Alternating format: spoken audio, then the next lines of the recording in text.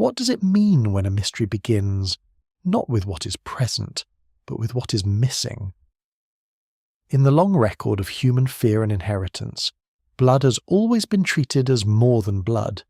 It has been called a covenant, a curse, a seal of kingship, a burden passed in silence from parent to child. And somewhere inside that ancient unease, there lingers a quieter question, one that modern science named with a cold efficiency, but never truly drained of its shadows, art negative.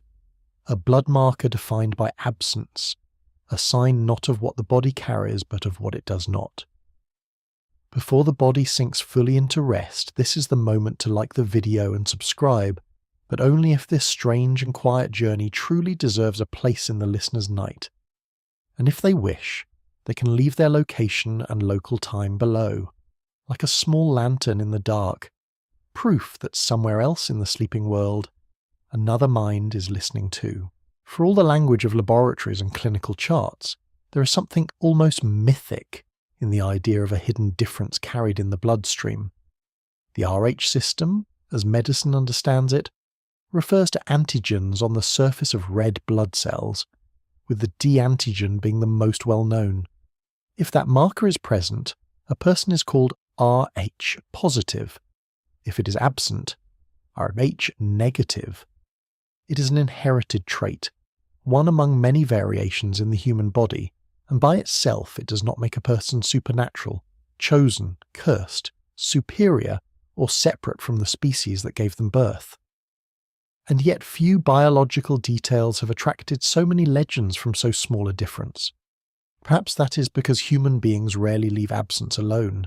They decorate it, they fear it, they build stories around it until the silence begins to speak. The clinical reality is straightforward enough, but its emotional echo has always been larger. Rh blood grouping remains medically important, especially in transfusion medicine and pregnancy, because these differences can matter under very specific conditions. It is not difficult to see how the unease began. Before modern obstetric care, before routine screening, before anti-D prophylaxis transformed outcomes, there were pregnancies that ended in grief for reasons families could not fully understand. A mother might carry one child safely, then lose another. A newborn might arrive with jaundice, weakness, or signs of a struggle no one had seen. To those standing at the bedside a century ago, it would not have looked like antigen incompatibility. It would have looked like a secret law of blood, awakened only under certain alignments of parentage. Today, medicine can describe that danger more clearly.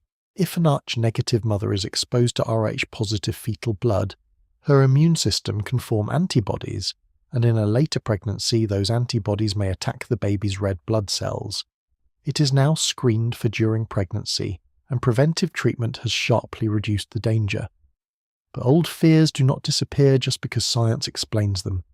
They simply retreat into symbol. This may be where the modern myth was born, not in the facts themselves, but in the emotional architecture around them. A rare inherited trait, invisible to the eye, powerful under hidden circumstances, capable of creating danger between mother and child.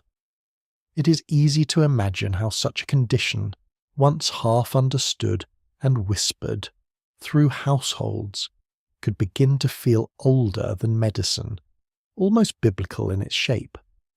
And once a biological detail enters that older chamber of imagination, it is no longer handled as a fact. It becomes a vessel. Into it are poured all the older human obsessions, divine descent, corrupted bloodlines, sacred ancestry, forgotten races, fallen beings, chosen families, the suspicion that some people carry a fragment of another story beneath the official one. The official story, of course, is never as satisfying to the anxious mind as the forbidden one. Officially, Rh-negative blood is simply part of human genetic variation. Its frequency differs across populations. It is less common in some regions and more common in others. It does not prove celestial origin. It does not demonstrate descent from lost continents or scriptural giants or hidden royal orders. But rarity has always had a danger of glamour. A rare stone is called holy. A rare survival is called destiny. A rare blood type is called a sign, and over the years that sign was claimed by all kinds of narratives, some mystical, some commercial, some ideological, and some merely born from the very human ache to feel singular in an overcrowded world. The scarcity of some negative blood types in donor populations has only reinforced the atmosphere of exception, making rarity feel like meaning even when it is only rarity. Still, the deeper mystery may not be in the blood itself.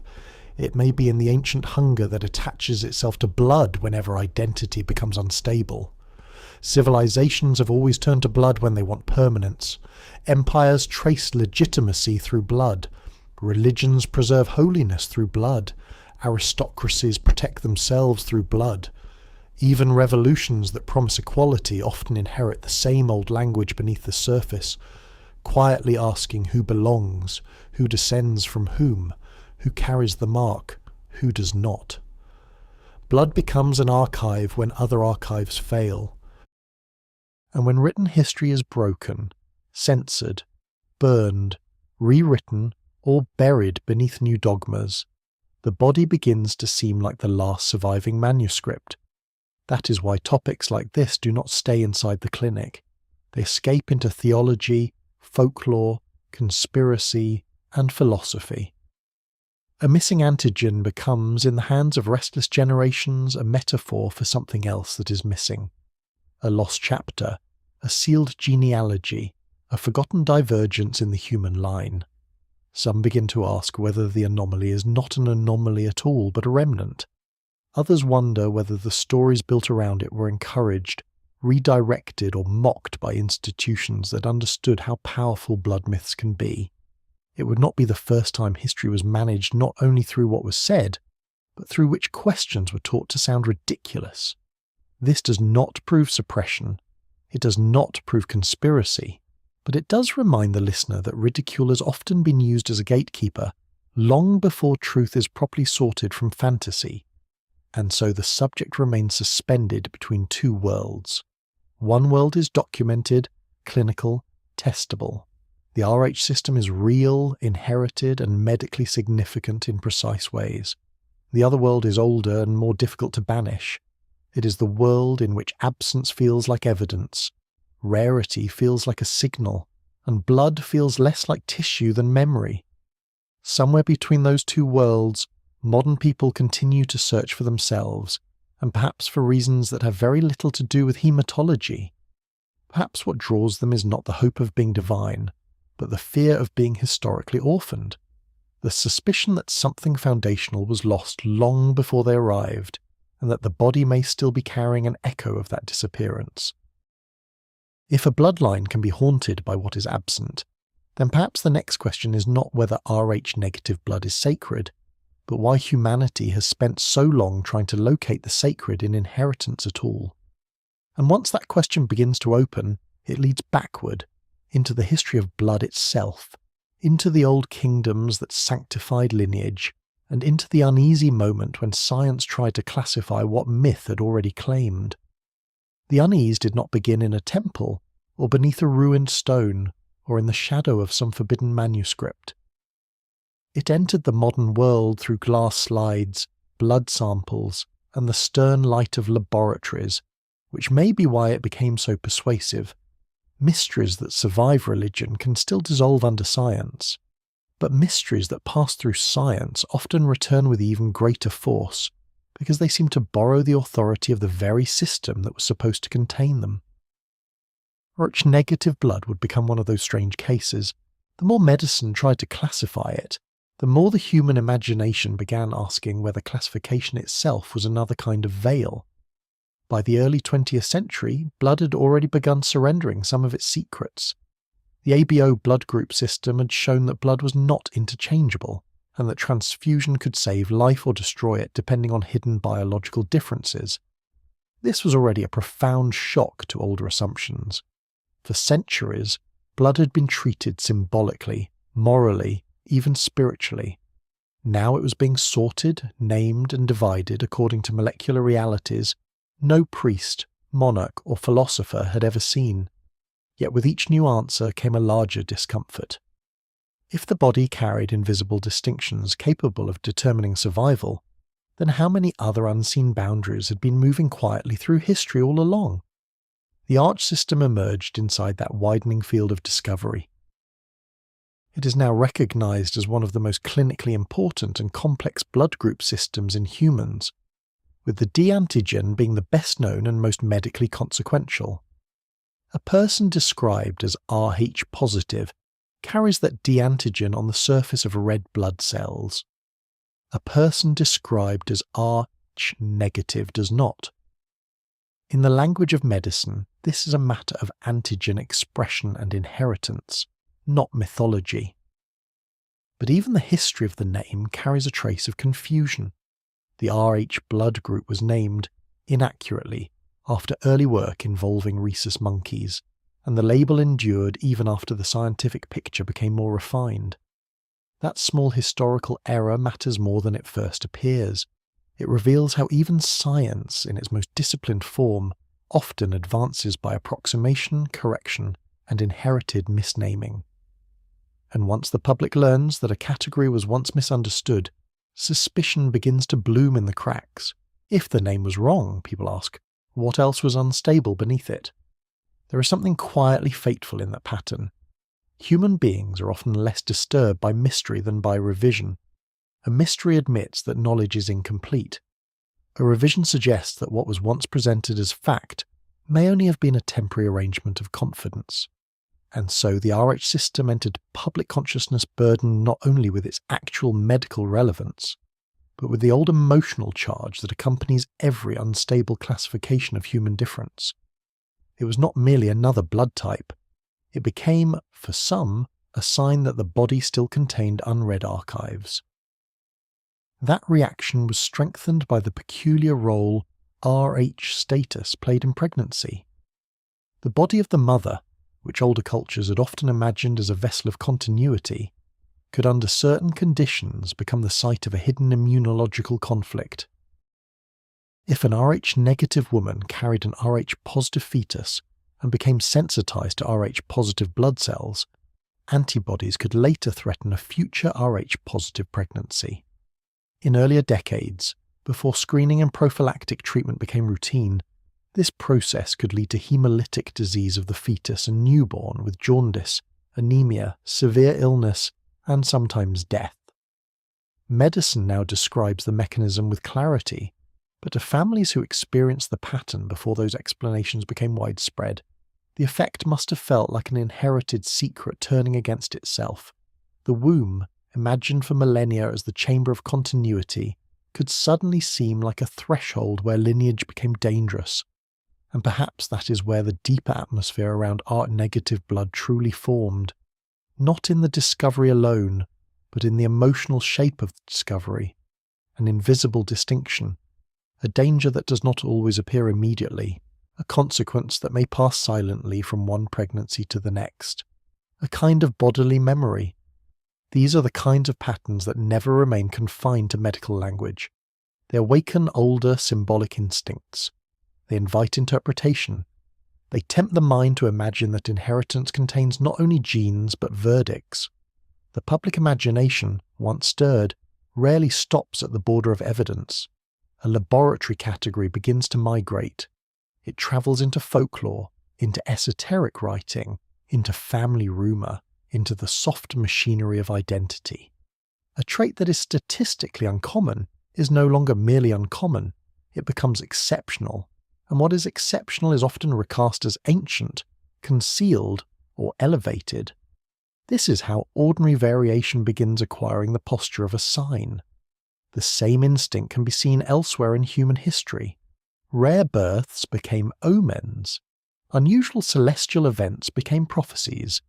Uncommon bodily traits became marks of divine favour or cosmic interruption. Rh-negative blood entered that old symbolic economy with unsettling ease, yet the science itself remained stubbornly unspectacular in one sense. Rh status does matter, but not in the sweeping metaphysical way later myths would suggest. It matters in transfusion compatibility. It matters in pregnancy. It matters because the immune system is precise, and because biological difference, even when small, can become critical under the right conditions. The Rh system includes more than 50 antigens, though D, C, E and E are among the most significant in practice.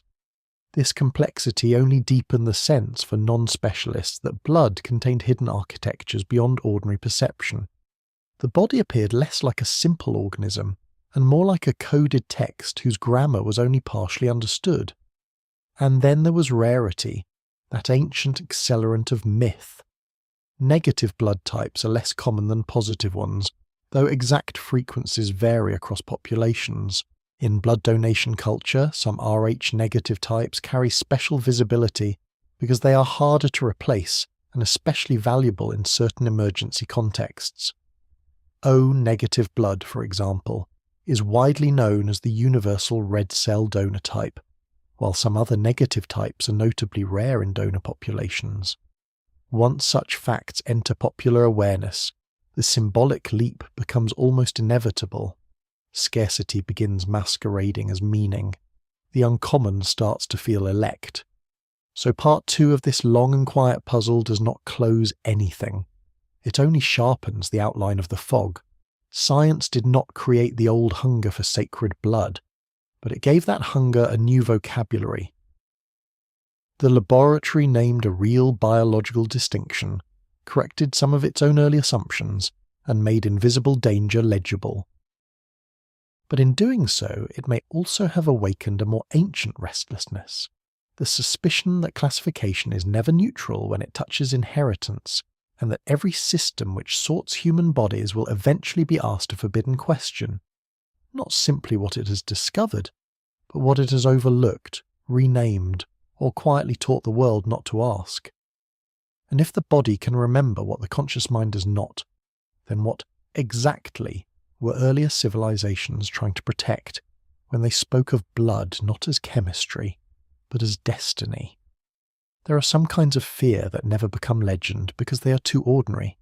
They remain inside kitchens, corridors, maternity wards, and long nights beside narrow beds. They do not announce themselves with thunder or prophecy. They arrive softly through repetition. A healthy pregnancy, then a loss no one can explain. A child born too weak, too yellow, too quiet. A family told that the next time may be different, without being told why different does not always mean safer. Long before the language of antibodies and antigens became widely understood, there must have been households that sensed a pattern moving through them like a law no one had written down. This is where blood begins to feel older than science, not because science fails, but because it arrives so late to experiences people had already lived in sorrow. In the early decades before preventive treatment changed the course of Rh incompatibility, medicine often stood near the edge of the problem before it could fully master it. Doctors could observe. They could compare outcomes. They could begin to suspect that something in the blood of the mother and the child was not always in harmony. But suspicion is not yet rescue. For many families, the truth would have appeared only as recurrence. Something invisible had been passed along. Something remembered the first encounter and returned more fiercely in the second. Even described in clinical language, that pattern carries a strange emotional force. The body seemed able to learn danger without the mind ever witnessing the lesson. Perhaps that is why the Rh mystery entered culture with such unusual depth. It was not merely an abstract category in a book of hematology. It reached into the oldest human threshold, the place where continuity itself is supposed to be secured. Birth is where civilizations place their confidence. Dynasties, religions, peasant families, royal houses, all have always depended on the belief that life can move safely from one generation to the next. When that passage becomes uncertain for reasons no one can see, the uncertainty does not remain medical for very long. It becomes symbolic. It becomes theological. It becomes the kind of problem around which rumour gathers like cold around stone. One can imagine the private vocabulary that once formed around such tragedies. Families may not have said incompatibility. They may not have spoken of sensitization or immune response. They might have spoken instead of weak blood, crossed blood, cursed blood. blood that did not mix, blood that remembered. That last image is especially haunting. Memory is usually placed in the mind, in the soul, in the archive, in the monument. But here was a phenomenon that made blood appear to carry memory of its own. After one exposure, the body could change, it could recognize, it could respond in the future to something it had met before. The scientific explanation is immunological. The emotional one is far older. Once the body begins to look like a keeper of hidden memory, it becomes difficult for the imagination not to wander into older territories of inheritance, ancestry, and judgment. There is a quiet cruelty in that historical interval before understanding became prevention. A mother might carry one child without catastrophe and then face danger in a later pregnancy. To those who did not yet know why, this must have seemed almost like betrayal from within continuity itself. The same bloodline that promised survival also concealed an ambush. The very mechanism meant to protect the body from foreign intrusion could be turned, under certain conditions, toward the child it had once housed. Modern explanation gives order to that paradox. Older minds would have felt only its sorrow, and sorrow has always been fertile ground for metaphysics. This is where the grander myths begin to draw nourishment from real suffering. The later claim that G-negative blood might mark a divine line, an ancient priesthood, a remnant of lost peoples, or something not fully human did not emerge from evidence strong enough to support it. Yet such stories found listeners because they answered a deeper ache than facts alone can soothe. Random pain is difficult to bear. Patterned pain, even when frightening, can feel more merciful than chaos. If a tragedy belongs to some hidden lineage, some sacred inheritance, some forgotten divergence, then at least it belongs somewhere. Human beings have often preferred a terrible meaning to a meaningless wound, and still it would be too simple to say that myth merely exploited grief. Myth also translated what medicine could not yet say in language ordinary people could live with. Before the mechanics were known, before prophylaxis, before better prenatal care, stories were often the only available structure for holding the unbearable. They were inaccurate, sometimes harmful, often misleading, but they were also deeply human. In that sense, the folklore of blood did not arise because earlier generations were foolish. It arose because the unexplained always seeks a form, and the body offers itself too easily as a stage for destiny. There is another shadow here, quieter but harder to dismiss. Once modern medicine began naming these hidden differences, it also began participating in a much older project, classifying the human body. Classification can save lives. It can also alter how people imagine themselves. A label that begins as practical may slowly gather moral or metaphysical weight. This has happened many times in history. Biological descriptions become social categories. Social categories become stories of worth. Stories of worth become systems of exclusion. Rh status in medicine is simply one important inherited trait. But in the broader human world, nothing involving blood remains simply anything for long. Blood is too close to kinship, too close to origin, too close to the old architecture of belonging. And so Part 3 opens a more intimate chamber of the mystery. Not the mystery of whether Rh-negative blood is divine. The evidence does not allow that leap. Not the mystery of whether history has definitively concealed a sacred bloodline. That claim remains in the realm of speculation and longing. The deeper mystery here is why one medically real and relatively narrow biological incompatibility came to resonate so far beyond its proper field. Why did it begin to sound, in the human imagination, less like immunology and more like inheritance haunted by law? Why did it seem to awaken such ancient language around purity, mixture, danger, and selection? Perhaps because birth has always been the place where people expect truth to declare itself. A child arrives and families search the face for resemblance, for continuity, for proof that time has not been broken. But what if blood carries not only resemblance, but difference concealed until the precise moment of contact? What if lineage is not merely a chain, but a field of silent thresholds? That possibility, once felt, changes more than medicine. It changes the emotional meaning of ancestry. And if ancestry can wound as well as preserve, then it becomes easier to understand why so many older cultures wrapped blood in sacred language, guarded marriages, tracked descent, and treated certain unions as dangerous long before they knew anything of antigens. The next veil, then, lies not in the laboratory, but in the old world itself, in royal houses, priestly lines, taboos of mixing, and the persistent suspicion that blood was never only a symbol, but a code people feared to forget. Rarity has always been the beginning of ceremony. A metal found only in certain mountains becomes a treasure. A child born under an unusual sky becomes a sign. A family that survives where others vanish becomes a chosen line in the memory of a village. Long before genetics, long before the language of antigens and inheritance could be written with scientific precision, human societies were already trained to treat the uncommon as meaningful. This may be why R-negative blood slipped so easily beyond the boundaries of medicine. Once a trait is both invisible and relatively rare, it begins to invite the oldest human reflex of all, the urge to turn difference into destiny. In truth, the rarity itself is real, though its meaning is often exaggerated far beyond the evidence. Rhd negative frequency varies across populations, which is exactly what one would expect from inherited human variation shaped by ancestry, migration, and population history rather than by supernatural interruption.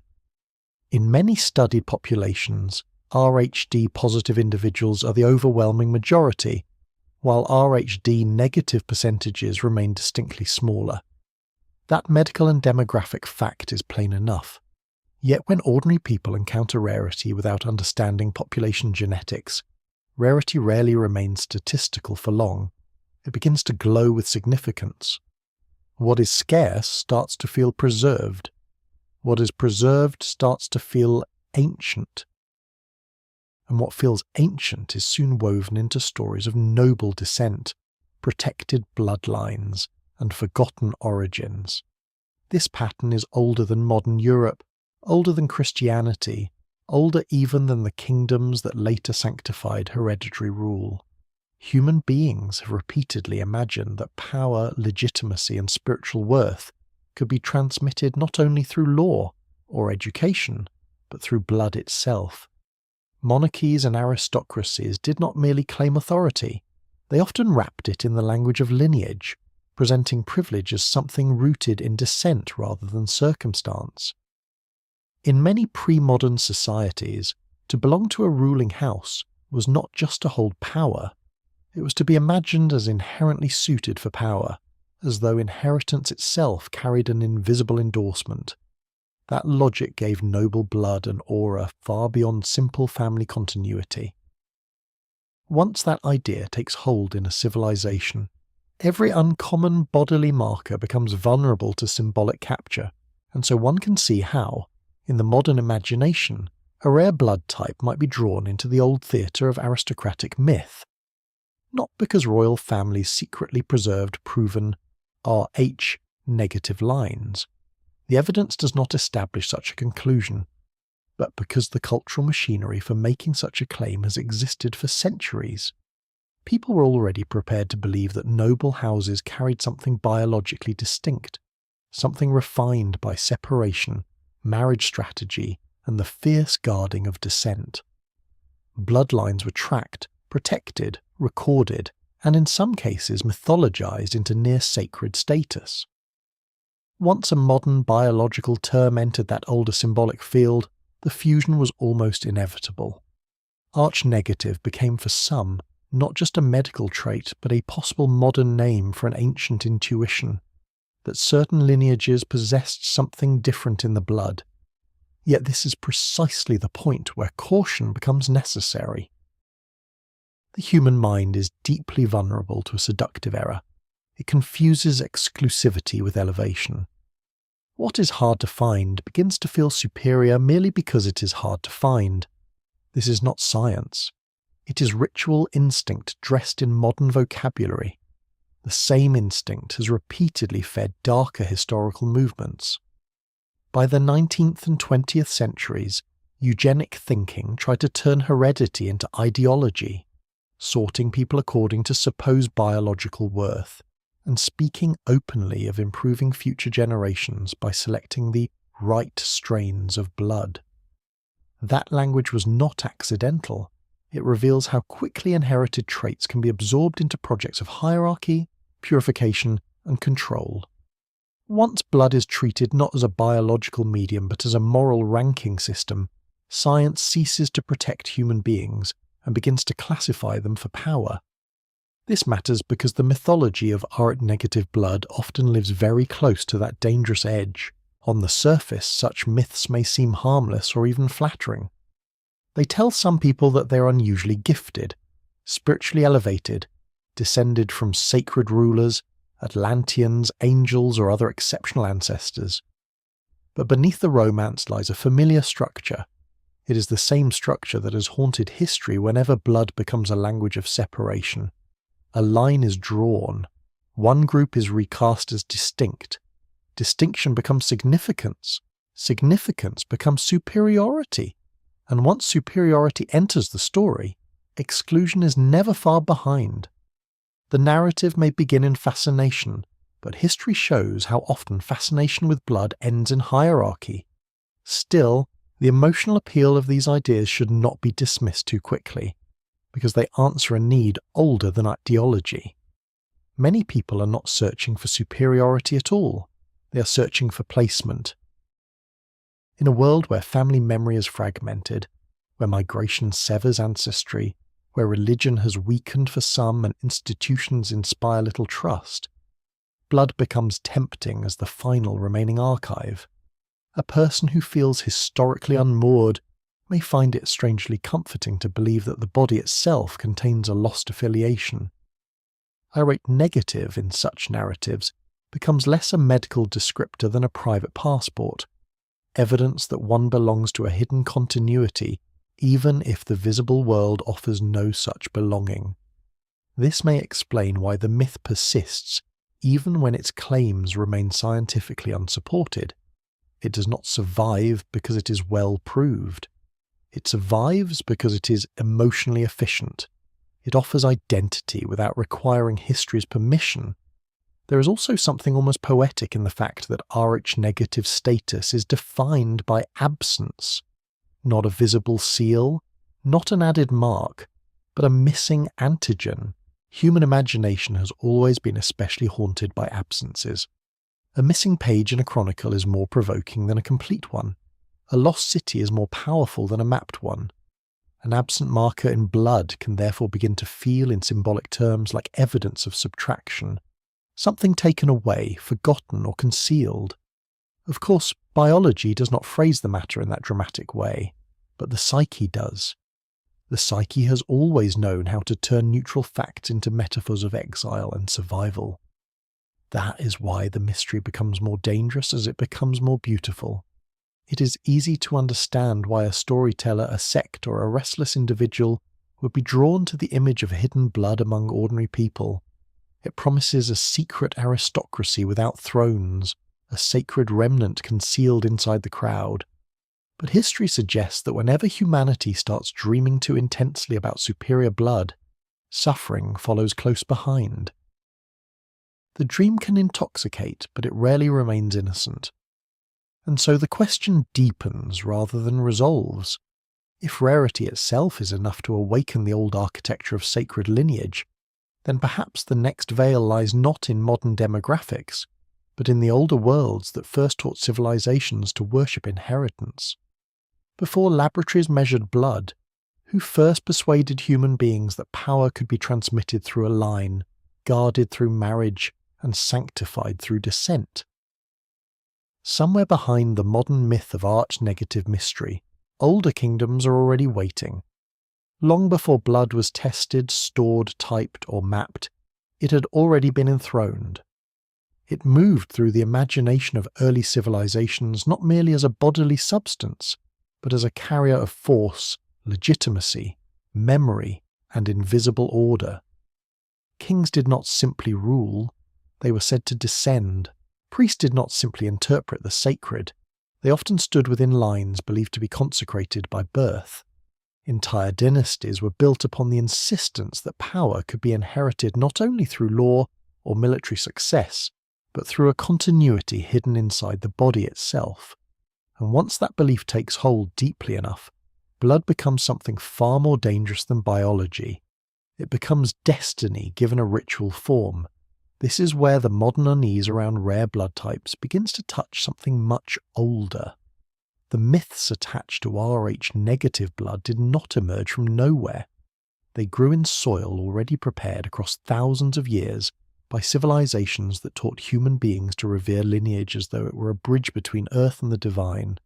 In ancient Egypt, the pharaoh was not merely a ruler in the administrative sense. He existed within a sacred framework in which kingship touched cosmic order. In Mesopotamia, kingship descended from heaven in mythic language before it settled among men. In many royal systems, descent was not treated as convenience but as proof. The body of the ruler became a vessel for continuity, and continuity itself became holy. It is not difficult to see how later minds, inheriting fragments of these traditions, could begin to imagine that certain bloodlines carried more than ancestry. They carried sanction. But sanctified descent has always had a shadow. The more fiercely a society protects lineage, the more it fears mixture, dilution, illegitimacy, and rupture. Blood then becomes not only a source of honour, but a frontier of anxiety. Marriages are arranged, genealogies are recorded, forbidden unions are punished. Children born outside proper lines become political problems, not merely domestic ones. Beneath the robes, the temples, and the ceremonies lies a very old terror. That continuity can be broken, and that once broken, power may lose its invisible justification. This fear echoes strangely with the emotional aura that later gathered around Rh negative blood. Again, not because ancient courts knew anything of the Rhd antigen. They did not. But because they already lived inside a worldview where blood was imagined as a hidden medium of order, and hidden difference inside that medium could carry immense significance. Religions too deepened this inheritance. Sacrifice linked blood with covenant. Purity laws linked bodily states with moral or spiritual boundaries. In many traditions, blood marked the threshold between life and death, belonging and exclusion, defilement and sanctity. It was poured, guarded, forbidden, consecrated. Once a substance occupies that many symbolic roles, it ceases to remain neutral in the collective imagination. Even after medicine secularized blood into plasma, cells, antigens, and compatibility charts, the older residue never fully disappeared. It remained beneath language, waiting. So when modern people encountered a rare blood status that seemed to matter in birth, inheritance, and danger, the ancient symbols were already prepared to receive it. There is a reason sacred bloodline stories recur with such endurance. They offer a way of organizing power that feels deeper than politics. If a ruler is only a ruler because armies obey him, then his authority can collapse the moment those armies disappear. But if a ruler is believed to carry a distinct essence by descent, then authority feels older than rebellion. It feels natural, cosmic, almost geological. That is why bloodline myths are so hard to kill. They are never just about family. They are about the longing to locate permanence in a changing world. A divine genealogy does not merely explain who rules, it explains why change itself should be mistrusted. And yet history repeatedly shows that the holiest bloodlines are often also the most fragile. The desire to preserve distinction through tightly controlled marriage can produce weakness as well as continuity. Dynasties that attempt to sanctify themselves through increasingly narrow inheritance may begin to decay under the burden of their own exclusivity. Here, the symbolism becomes almost unbearable. The very act of guarding blood too fiercely can make blood into a prison. Lineage promises immortality, but it often breeds decline. The old royal houses of the world understood this only in fragments, and sometimes too late. Their obsession with continuity protected the image of permanence while quietly hollowing out the body that was meant to embody it. This paradox matters for the negative myth, because it reveals the ancient instability beneath all sacred blood theories. If blood truly carries destiny, then destiny becomes vulnerable to biology. If lineage is holy, then every irregularity in birth, inheritance, or survival begins to look like a message, and that is how neutral biological difference becomes spiritually electrified. The imagination begins seeing signs everywhere: a recurring illness, a pattern of stillbirth, an unusual trait, a facial resemblance preserved for generations, a rare blood type discovered in the modern era. None of these prove sacred ancestry, but all of them become available to cultures already trained to interpret the body as a text written by powers beyond ordinary history. Perhaps that is why the idea of holy blood remains so haunting even now. It stands at the border between reverence and violence. To call a bloodline sacred is also to imply that others are less so. To imagine a hidden divine inheritance among ordinary humans is to resurrect, however quietly, the old dream of ranked humanity. Even when wrapped in wonder, the dream carries danger. It tempts people to believe that virtue can be inherited, that significance can be carried biologically, that some are born closer to origin than others. History has never handled that temptation gently. So the path forward must remain careful, almost candlelit. The old civilizations did not know the science of RH status, but they built the symbolic architecture that later allowed rare blood to be read as revelation. They taught the world to venerate descent, to fear mixture, to moralize inheritance, and to imagine that the body could preserve what archives lose. Once that lesson entered human consciousness, it never truly left. It merely changed clothing. Royal blood became noble blood became racial blood became genetic identity, and hidden identity now waits inside even the most technical medical terminology, ready to be mythologized again. And if ancient kingdoms were the first to sanctify lineage, then another question begins to stir in the dark. Who benefited most from persuading humanity that blood could carry divine permission? And what happened when that belief passed from temples and palaces into the hands of secret orders, esoteric writers, and the keepers of forbidden genealogies? By the time the modern world inherited the ruins of older civilizations, blood had already learned how to wear a mask. It could appear as piety in a chapel, as legitimacy in a throne room, as prudence in a marriage contract, as purity in a family record, and as destiny in the whispered memory of noble houses. What earlier kingdoms had spoken openly, later societies often hid beneath etiquette and genealogy. The sacred line did not disappear, it simply became more discreet, and perhaps that is why the mythology surrounding rare blood traits, including Rh-negative blood, has so often drifted toward aristocracy. Once power can no longer defend itself through divine revelation alone, it begins searching for quieter signs that it was always meant to endure. European noble culture was built, in no small part, on the management of descent. Titles could be granted, lands could be seized, and fortunes could be lost, but lineage remained the one claim that appeared to reach backward beyond negotiation. To belong to a house with an old name was to stand inside a memory, carefully maintained through marriages, portraits, baptismal records, inheritance law, and a dense web of recognition that told everyone who was connected to whom. In such a world, blood was never just metaphor. It shaped alliances, succession, legitimacy, and fear. The anxiety was not only about property, it was about continuity. If a line broke, diluted, or became uncertain, then something greater than a private household seemed to waver. A whole symbolic order trembled with it. This old aristocratic obsession with descent created the perfect atmosphere for later speculation. The idea that certain families might carry unusual blood, ancient traits, or a remnant of some earlier distinction, is not supported in any broad or simple way by evidence about Rh negative status. Human blood groups are distributed through population history not by hidden laws of nobility.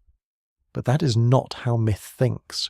Myth is not interested in frequencies, founder effects, or inheritance patterns as population genetics would describe them.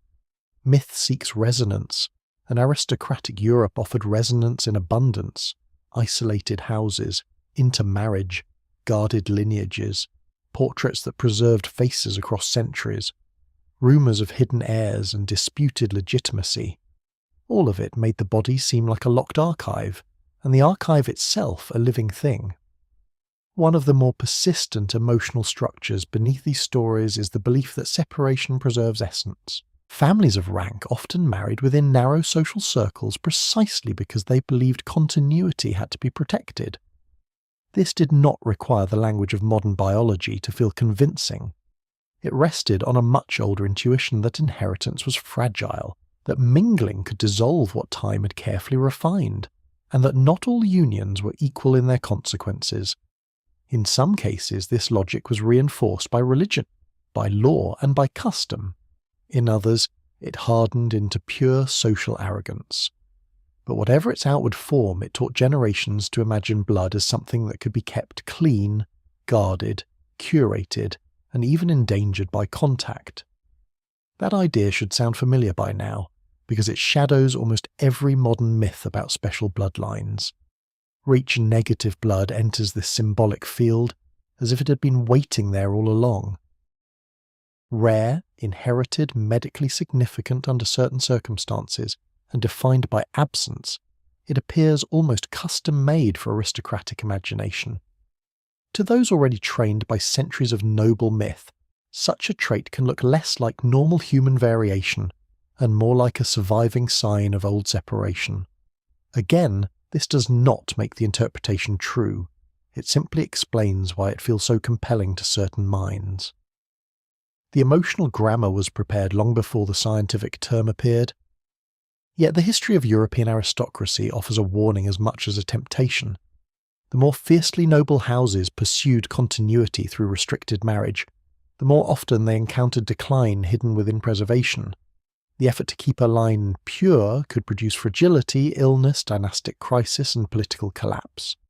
The famous jawline of the Habsburgs became, over time, a symbol not of perfected distinction but of the burden carried by generations of close-kin marriage. This is not a moral fable invented after the fact.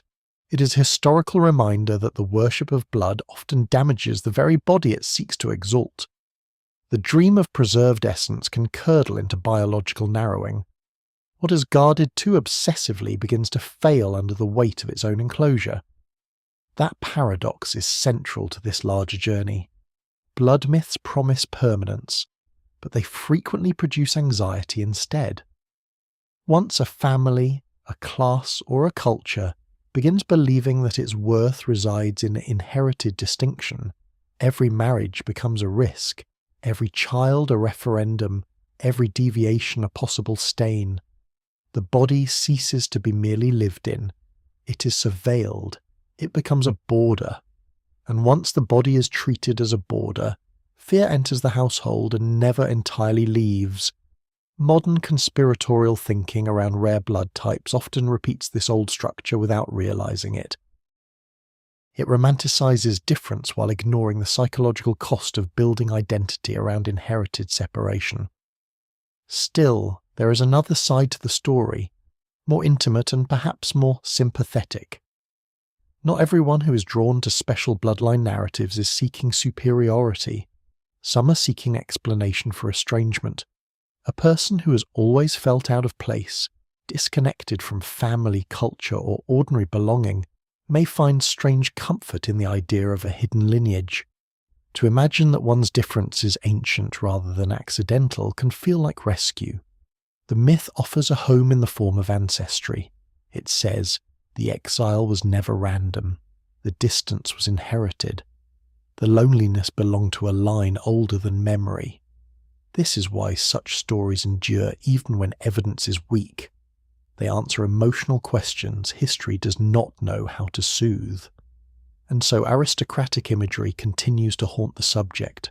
Castles, sealed records, family trees, saints' relics, secret marriages, vanished heirs, sacred dynasties, all of them drift toward the modern imagination whenever blood becomes mysterious again. For a negative blood is then pulled into a world it did not create, a world in which bodies are read like heraldry, and genetics is asked to confirm what legend has already staged. Science, of course, remains far more restrained. It offers no proof of noble divinity hidden in blood groups, but culture does not wait for proof when symbolism is strong enough. It senses an old corridor opening and walks inside. Perhaps that is why the next layer of the mystery does not lie in medicine alone, or even in aristocratic history, but in the minds of those who began to systematize secret inheritance outside formal institutions.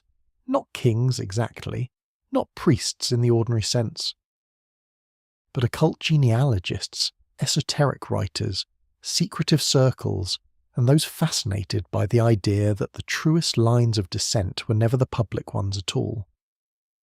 Somewhere beyond the royal court, hidden blood was being prepared for a new kind of mythology, one that would no longer belong to empires, but to forbidden books, coded symbols, and the modern hunger for a lineage concealed from history itself. By the time rare blood entered the modern imagination as something more than medicine, it had already crossed a dangerous threshold. It was no longer being read only by physicians, midwives, and laboratory researchers. It had been claimed by another class of interpreters altogether, the kind who move through symbols, hidden genealogies, forbidden books, and the half-lit corridors between religion and conspiracy. This is often how a scientific fact becomes an esoteric object. The fact itself remains narrow, technical, and constrained by evidence, but around it gathers a second life, a more theatrical life, in which every ordinary limitation is treated as a cover story, and every uncertainty is an invitation. Negative blood entered that second life with remarkable ease. Modern medicine is plain on a few central points. Rh negative status is a human blood trait defined by the absence of the D antigen. It is inherited, it usually does not affect a person's general health, and its main clinical importance is in transfusion medicine and pregnancy. That foundation remains solid. It does not require alien ancestry, divine interruption, or a hidden non-human line to explain it.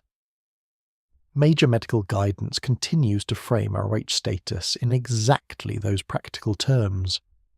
mayoclinic.org, acog.org. And yet the mythology persisted, perhaps because the body is easier to romanticize than to understand. Once the phrase Rh negative escaped the clinic, it began appearing in a different symbolic economy. Some writers and fringe communities recast it as evidence of an unusual ancestry, descendants of Atlantis, remnants of the Nephilim, traces of angelic unions, survivors of a lost priesthood, or even signatures of extraterrestrial intervention. None of these claims has been established by mainstream genetics, hematology, or obstetrics. They belong to the realm of modern myth-making, not accepted science. But they are revealing precisely because of the stories they choose. Notice how often those stories point toward fallen greatness, erased origins, or sacred contamination. The blood is never merely unusual. It must be old, hidden, or cosmically misplaced. thetech.org, iflscience.com. This is where the mythology becomes less about hematology and more about the psychology of exile. Many of these theories are not really trying to explain a blood group. They are trying to explain estrangement, why some people feel out of place in their own families, why certain individuals are drawn to hidden history, apocalyptic religion, or alternative cosmologies, why modern life feels to some like a civilization built over a missing foundation. Yet negative blood becomes useful here because it offers a biological-looking token for spiritual dislocation. It gives difference, a body. It says, in effect, the estrangement was never imagined. It was inherited. That emotional usefulness helps explain why the theories are so durable even when evidence fails them. A person can be told correctly that Rh-negative blood is not proof of alien descent, and yet still hold to the myth because the myth is doing a different kind of work. It is restoring enchantment to an era that feels administratively flattened. It is granting symbolic ancestry in a time when many people no longer trust public history to tell the whole truth. It is offering a sacred narrative in the costume of biology. The laboratory term becomes a talisman. There is also a modern media reason for the persistence of these stories. Fringe theories thrive especially well when they can borrow pieces of real science while detaching those pieces from their proper scale. Rh incompatibility in pregnancy is real. The relative rarity of Rh-negative status in many populations is real. The historical confusion around the naming of the Rh system is real. But once such facts are broken apart and rearranged inside the logic of conspiracy, they begin behaving like clues rather than data. The rare becomes the hidden becomes the suppressed becomes the forbidden truth, and from there it is only a short step to claiming that institutions, medical, academic, religious or political, must be concealing the deeper origin story. This pattern is not unique to blood. It is common to pseudoscience more broadly. Historically, eugenic and scientific racist movements also borrowed the language of heredity and biological classification, then inflated it into claims about hierarchy, destiny, and civilizational worth. Modern biomyths differ in tone, but they often repeat the same structure. A small trait is isolated, endowed with exaggerated significance, and then used to tell a larger story about who truly belongs, who is superior, or who descends from a deeper order. Authoritative genomics and ethics sources continue to describe eugenics as scientifically inaccurate and deeply entangled with prejudice. That matters here because any mythology of special blood lives uncomfortably near the same historical edge. Genome.gov, PMC.N, CBI.N, LM.NIH.gov. And yet the darker truth may be simpler. The occult afterlife of Rh-negative blood does not endure because it is well supported. It endures because it combines three things human beings find almost irresistible: secrecy, inheritance, and selection. A hidden truth, a sign carried in the body, a suggestion that not everyone shares the same origin in quite the same way. These are ancient ingredients. Esoteric writers did not invent them. They inherited them from mystery religions, aristocratic genealogies, apocalyptic traditions, racial mysticism, and the old dream that the human crowd contains a remnant set apart from the rest. The listener may notice too how these theories almost always arrive dressed in reverence.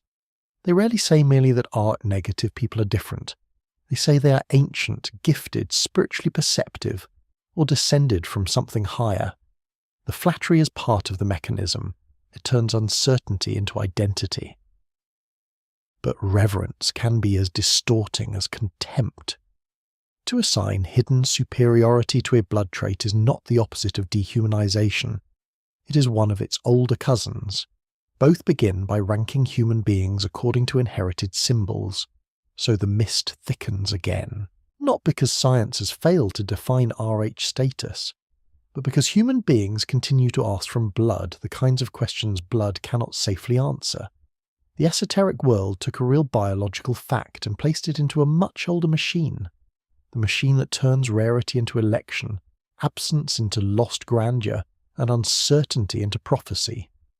Once inside that machine, the blood type no longer belongs to medicine alone.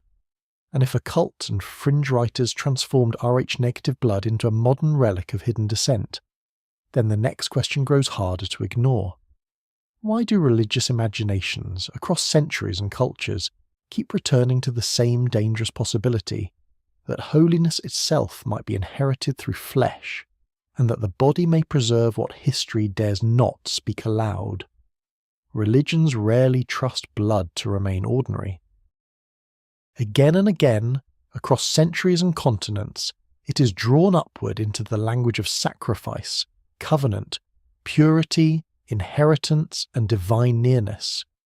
Bread may symbolize survival, water may symbolize cleansing, stone may symbolize permanence, but blood almost always symbolizes something harder to control. It is intimate, irreversible, and perilously close to the secret mechanics of life itself. Once a civilization learns to think this way, the idea of holy blood does not feel absurd. It feels inevitable. And perhaps this is why the mythology around auric negative blood, however modern its phrasing may seem, so often drifts into religious imagination. Science may have named the trait, but religion had already prepared the symbolic vessel. There is a difference, of course, between sacred blood as metaphor and sacred blood as heredity. Many traditions speak of blood in ritual or redemptive terms, without claiming that holiness is genetically transmitted, yet history shows how easily the two ideas begin to overlap. A covenant made in blood can gradually become a people marked by blood. A chosen lineage can harden into a protected genealogy. A messianic promise can become entangled with descent. What begins as theology may turn, over generations, into biological imagination. Holiness, once attached to a line, becomes difficult to keep fully separate from inheritance. And once inheritance enters the sacred field, blood is no longer simply part of the body, it becomes a map. This is one reason why so many old societies guarded lineage with religious intensity. Priestly families preserved descent. Royal houses claimed divine sanction. Founding ancestors were elevated beyond normal memory and placed somewhere between history and myth. The body became a living archive of legitimacy. To belong to the right line was not merely to have the proper relatives. It was to stand within a current that had already been touched by heaven, fate, or revelation. Such ideas were never clinically precise, but they did not need to be. Their power came from atmosphere. The listener can feel how naturally in such a world, a rare blood trait discovered much later might be pulled backward into older sacred frameworks. Not because ancient priests knew the arch system, they did not, but because they had already persuaded humanity that blood could carry more than oxygen and memory. It could carry permission. Perhaps the most haunting part of this history is how often holiness and danger appear together. Sacred blood is rarely gentle. It demands protection, separation, ritual care. It may bless, but it can also exclude. It can consecrate a people while simultaneously marking boundaries against others. This dual quality matters deeply when thinking about Rh negative mythology. On the surface, modern spiritualized theories often present rare blood as a flattering distinction, a sign of unusual intuition, higher vibration, deeper ancestry, or divine residue. But older religious history offers a warning. Once blood is treated as spiritually significant, it almost never remains an innocent complement. It becomes a boundary, and boundaries, once sacralized, grow sharp. The body then starts to carry theology in ways no one can entirely govern. A marriage becomes more than a union. It becomes a question of continuity. A child becomes more than a child. It becomes an answer to whether the line has held. Difference becomes portentous. Mixing becomes morally charged. Purity becomes an obsession disguised as devotion. Entire systems of separation can emerge from nothing more than the belief that the sacred must be preserved in flesh. This is where religious imagination and blood mythology begin to resemble one another too closely. They both answer the fear that meaning can disappear through ordinary human contact, and yet the attraction remains understandable. A world stripped of sacred structure can feel unbearably flat. In such a world, the promise that blood might still contain a lost consecration is emotionally powerful. It restores vertical meaning to horizontal life. It tells the restless mind that not everything has been secularized, catalogued, and reduced. Some part of the human story remains sealed in the body, unread by institutions and untouched by administrative language. This may explain why modern myths about special bloodlines often gather followers not only from fringe subcultures, but from people who feel spiritually displaced. The myth offers mystery without requiring obedience to a stable tradition. It offers chosenness without a church. There is, however, a subtler danger in this private mysticism. Once people begin locating holiness in biological inheritance rather than in conduct, wisdom, or compassion, they risk reviving one of humanity's oldest confusions. They begin to imagine that meaning can be possessed rather than lived. Blood then becomes a substitute for virtue. Lineage becomes a substitute for inner work. A person need only belong to the right hidden descent, and the burden of transformation is quietly lifted.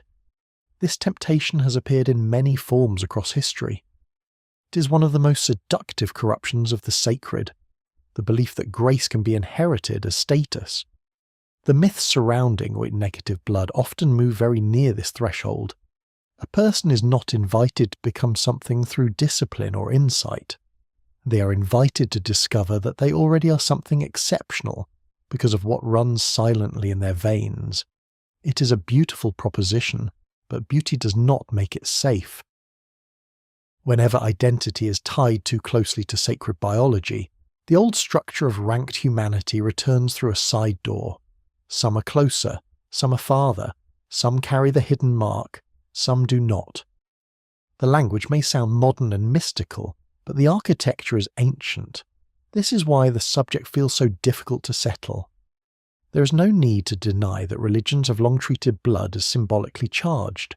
They plainly have. There's no need to deny that human beings continue to search the body for evidence of forgotten significance.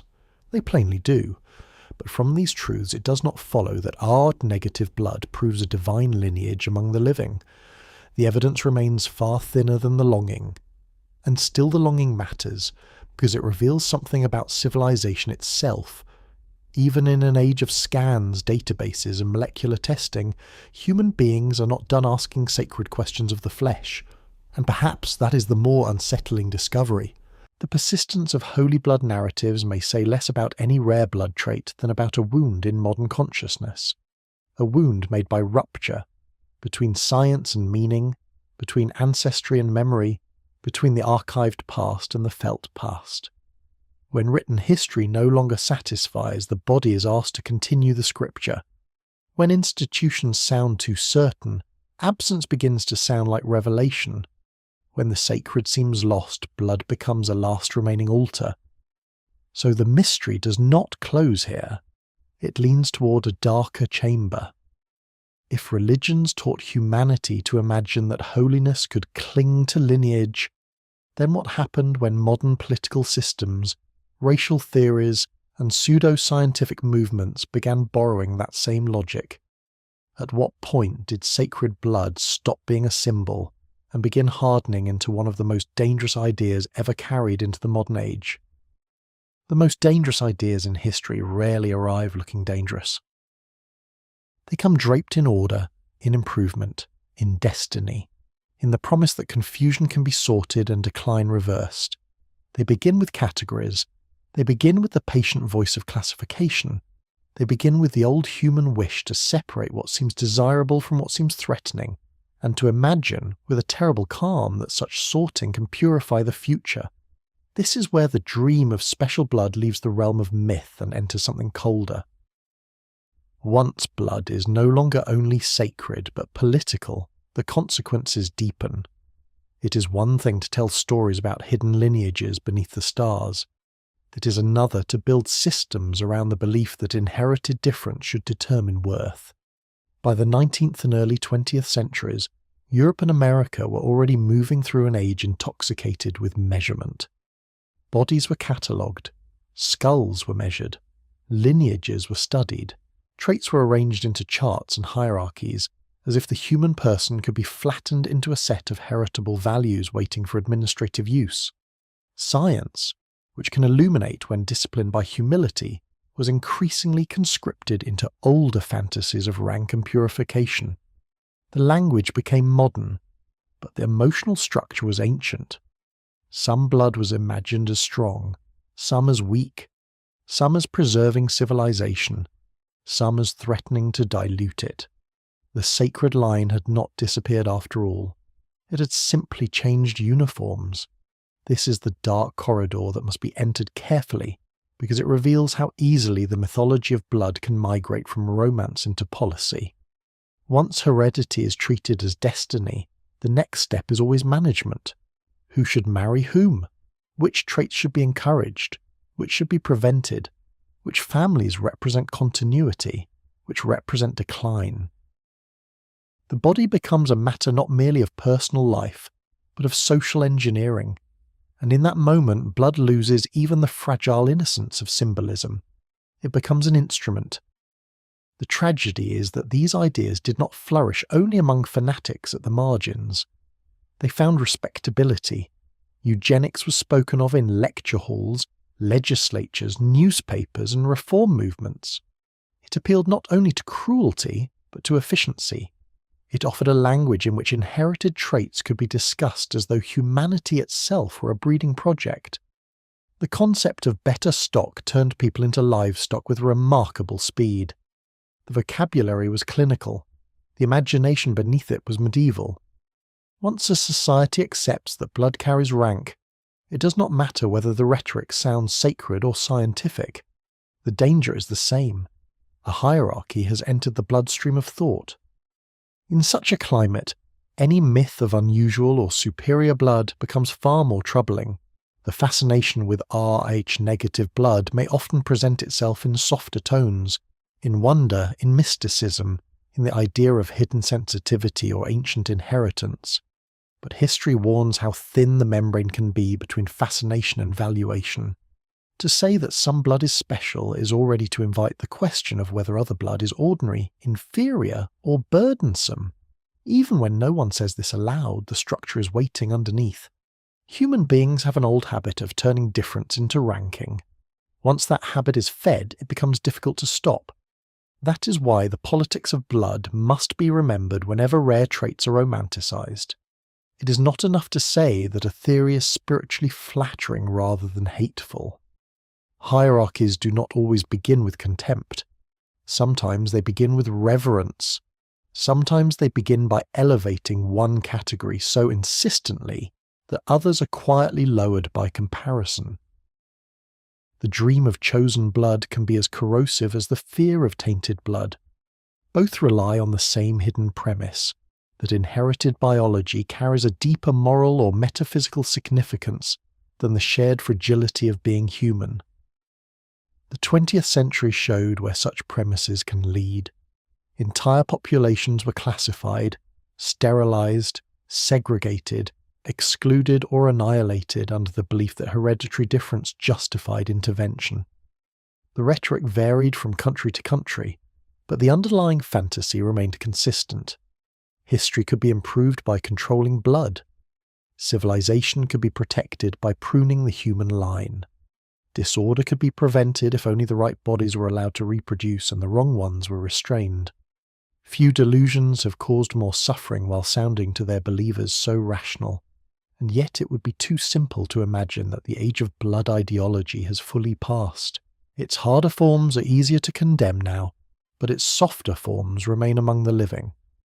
They return in new language, in ancestry obsession, in genetic essentialism, in internet myths about special lineages, in spiritual claims that certain people are born closer to cosmic truth, in the persistent hunger to discover somewhere inside the body a reason why some lives should feel more significant than others.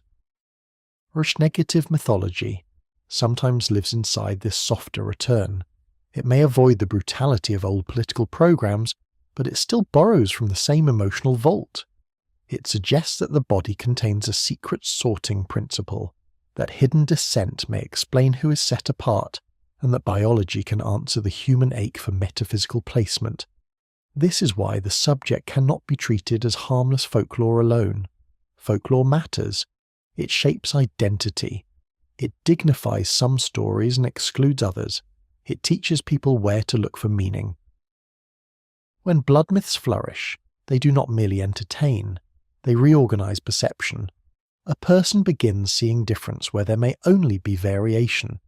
They begin reading inherited traits as messages. They begin locating significance not in conduct or thought, but in origin.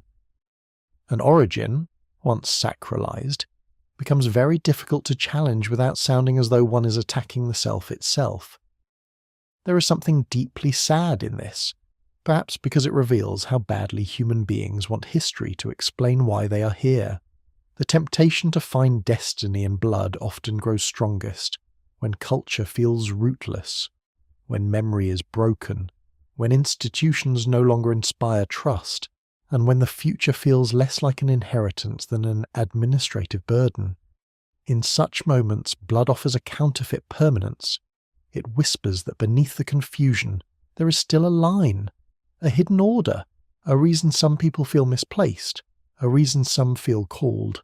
The whisper is powerful precisely because it sounds older than politics, even when politics has used it before. So this chapter of the mystery is not merely about whether rare blood types inspire strange theories. It is about the moment those theories become morally charged, historically dangerous and structurally familiar. Once blood is asked to carry too much meaning, it becomes available to every system that wishes to sort, exalt, or exclude. The old sacredness hardens into administration. The poem becomes paperwork. The myth becomes law. And perhaps that is what makes the next veil even more unsettling. If the modern world has inherited both the romance and the violence of blood mythology, then who has been shaping the story all along? And not only the priests, not only the aristocrats, not only the ideologues, but also the archivists, translators, publishers and interpreters who decide which fragments survive and which are dismissed. If blood has been made into destiny more than once, who kept rewriting the language that taught the world how to believe it? Some truths disappear not because they are destroyed, but because they are translated too many times. A word shifts, a label hardens, a symbol is mistaken for a fact, then repeated until repetition itself begins to feel like evidence. This may be one of the quieter engines behind the entire mystery of blood. Not a single conspiracy with a locked chamber and a stolen key, but a long chain of interpretation in which each generation inherits fragments from the last and mistakes the fragment for the whole. By the time the modern imagination encounters a term like negative, it does not meet it in innocence. It meets it carrying centuries of sacred lineage, political hierarchy, family rumour, scientific revision, and the old human fear that official language always arrives after the deeper event has already passed. Archives are often imagined as places of preservation, but they are also places of selection.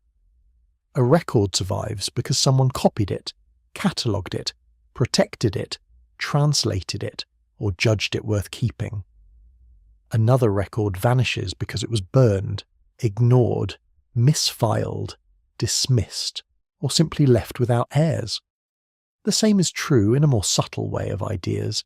Some explanations become canonical, others drift to the margins, some are mocked into silence before they can be properly tested. Others are granted authority long before they deserve it. Human knowledge rarely advances as a straight road. It moves like a city built over older cities, each era leaving foundations beneath the next. When people begin to suspect that history is incomplete, they are not always wrong. History is always incomplete. The danger begins when incompleteness is used as proof for whatever longing most needs a home. This is where the subject of Rh negative blood becomes especially vulnerable to distortion. The scientific reality is narrow but important. The Rh system is one of the major blood group systems in human medicine. Rh negative status refers to the absence of the D antigen on red blood cells. It matters in transfusion compatibility and in pregnancy under specific conditions. That much is clear. But the moment such a fact leaves the world of disciplined explanation and enters the wider circulation of books, documentaries, online forums, half-remembered lectures, and symbolic storytelling, it begins to gather echoes from every older conversation about blood that came before it. a modern medical term becomes a host for ancient anxieties. The most persuasive myths are rarely built from pure invention. They are built from damaged facts, a scientific term with an unusual history, a medical complication with emotional power, a trait that is statistically less common, a naming convention that once involved confusion, a few real population differences. Add to this the old religious fascination with sacred lineage, the aristocratic fascination with preserved descent, the modern distrust of institutions, and the market value of hidden truth storytelling, and the result is almost inevitable. Rh negative stops being a blood characteristic and becomes an interpretive magnet. Every unresolved desire begins attaching itself to the phrase. There is perhaps something almost tragic in how easily this happens. The average person does not read specialist journals on immune hematology. They encounter the subject through summaries, claims, clips, anecdotes, and narrative forms designed less to clarify than to compel. One video says rare bloodlines may prove ancient kingship. One article hints at angelic descent. Another insists that medicine knows more than it admits. Another reduces everything to simple debunking, as if ridicule alone could dissolve the emotional force of the myth. Somewhere between those extremes, most people are left with an atmosphere rather than an understanding. The archive has reached them in fragments, and fragments are fertile ground for enchantment. Publishers, broadcasters, and fringe interpreters have long understood the value of this atmosphere. A secret sells better than a statistic. A hidden bloodline travels farther than an explanation of antigen inheritance. A claim that "they never told us this" awakens attention more quickly than a careful description of how sensitization works in pregnancy. This does not mean every storyteller is dishonest. Some are simply participating in a very old pattern, turning difficult realities into memorable forms. But when memory prefers the dramatic form to the accurate one, public understanding begins to tilt. The archive becomes theatrical. The footnote becomes prophecy. The caution disappears first. It would be comforting to believe that institutions always correct such distortions in time. Sometimes they do, sometimes they do not. Institutions have their own blind spots, their own priorities, their own tendencies towards simplification. Academic language can become so narrow that it abandons the emotional question entirely, leaving the symbolic field open to those who are willing to answer it with speculation. Medicine can explain what Rh negative blood is. It does not always explain why people become so haunted by it, and if the emotional hunger is ignored, the more dramatic narrative will almost always win the room. This may be why the modern struggle over hidden bloodlines feels so unresolved. On one side stands evidence, careful and limited. On the other side stands a vast interpretive appetite shaped by centuries of myth, religion, hierarchy and distrust. The conflict is not simply between truth and falsehood. It is between two different ways of asking what the body means. One asks what can be observed, tested, and responsibly inferred. The other asks what the body might still be hiding from history, from institutions, and perhaps even from itself. The first way is safer. The second is older. Neither disappears entirely. And there is one more complication, perhaps the most unsettling of all. The interpreters who reshape these stories are not always outsiders. Sometimes the boundary between scholarship and mythology is more porous than anyone wishes to admit. A mistranslated line in an old text can travel for decades. A speculative claim in a serious book can be copied into sensational works until the speculation itself is forgotten, and only the aura remains. A metaphor in theology can become a biological claim in popular culture. A poetic phrase like royal blood can harden into the suspicion that royalty literally possessed another substance in their veins. This is how language creates ghosts. It does not invent them from nothing. It lets them condense from repetition. So part 10 leaves the listener inside a quieter kind of unease. not the unease of secret laboratories or closed monasteries, but of transmission itself, of how knowledge moves, how words shift, how symbols become claims, and how the same human need can dress itself in new vocabularies across the centuries. Rich negative blood may be medically ordinary in one sense and symbolically explosive in another. The real puzzle may not be hidden in the blood alone, but in the chain of voices that has told humanity what blood is supposed to mean. And if so much of this mystery survives because language keeps rewriting inheritance into destiny, then perhaps the next veil lies deeper still, in the populations, migrations, and ancient movements of people that gave rise to real human variation in the first place. If the myth has fed on fragments, what does the deeper map of ancestry actually reveal, and why does even that map sometimes seem to invite new legends instead of ending the old ones? By the time the story reaches ancestry, the air becomes thinner. This is where many listeners hope the fog will finally clear, where population history, migration, and genetics will step forward and replace rumour with a complete map. But human variation rarely offers that kind of satisfying ending. It offers patterns, not prophecies. It offers distributions, not destinies. And when it comes to Rh-negative blood, the deeper map of ancestry explains some things very well, while leaving the emotional hunger almost entirely untouched. The first fact is simple, though it has been asked to carry far too much weight. Rh-negative status is not distributed equally across all human populations. Frequencies vary. In broad terms, Rhd negative is more common in some populations of European ancestry, and less common in many Asian populations. An Alder and CBI reference notes that about 15% of Caucasians are Rhd negative, while the D antigen is present in about 99% of Asians, and 92% of black populations in the summary table it cites.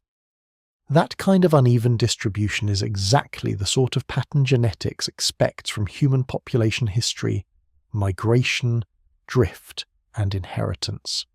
It is not by itself evidence of sacred interruption or non-human descent. It is evidence that human groups moved, separated, mixed, and carried traits forward at different rates. But the mind is rarely satisfied by population history when population history sounds ordinary. Migration does not thrill the imagination the way secret descent does. Founder effects do not glow like forgotten priesthoods. Statistical variation does not feel as intimate as destiny. And so even real demographic patterns become vulnerable to reinterpretation. A trait that is more frequent in one broad ancestral region than another is quickly recast in popular myth as proof that one branch of humanity preserved an older or purer line. Yet genetics does not speak that language. It speaks of inheritance, recombination, demographic history, and the survival of variants across generations. The body is historical, yes, but not in the simplified way myth prefers. There is something humbling in that. Human beings want ancestry to explain meaning, but ancestry often explains only movement. It tells of populations that narrowed and expanded, of groups that remained relatively isolated for periods of time, of traits that became more or less common through ordinary biological processes. In the Rh system, the D/D distinction most commonly arises through variation involving the Rhd gene. Older NCBI material describes Rhd negative in many Caucasian populations as often resulting from deletion of the Rhd gene. That is powerful knowledge in one sense. It shows that the mystery has a molecular basis, and yet molecular basis is not the same thing as existential closure. A gene can explain how a trait is inherited without explaining why people become haunted by what the trait seems to symbolize. This is where the myth often makes its boldest move.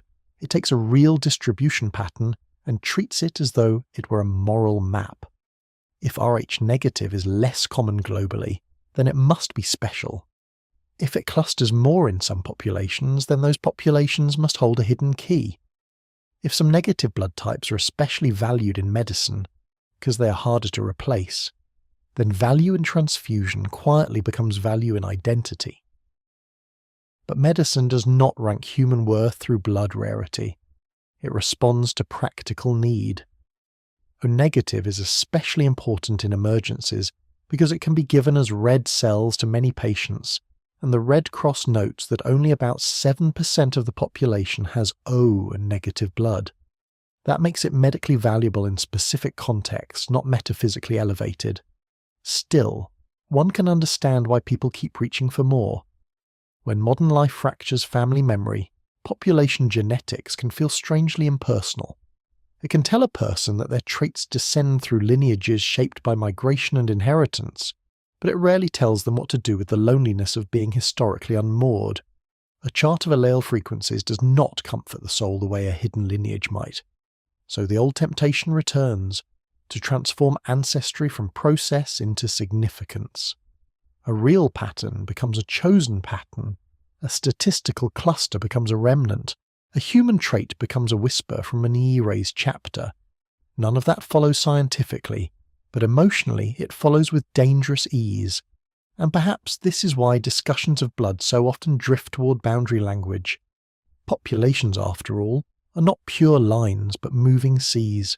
People migrate, intermingle, are conquered, assimilated, dispersed, renamed. The deeper one looks into human history, the less stable every neat category becomes. Genetics can identify tendencies and frequencies, but history keeps dissolving the fantasy of sealed blood.